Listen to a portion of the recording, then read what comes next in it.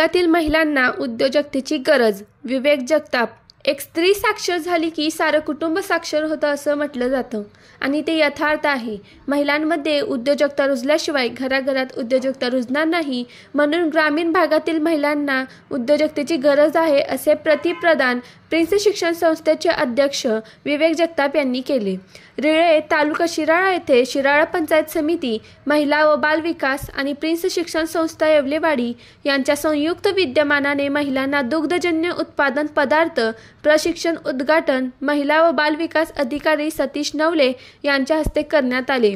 जगताप म्हणाले, उद्योगात यशस्वी होण्यासाठी आवश्यक असणारे सारे गुण तिला निसर्गाने बहालच केले आहेत. काही महिलांनी एकत्र पापड बनवण्याचा घरगुती उद्योग सुरू केला आणि हळूहळू आपल्या पापडाची लिज्जत जगभर पसरवली. लिज्जत पापड या महिलांनी स्थापन केलेल्या संस्थेने तर परकीय बाजारपेठ गाजवली आहे.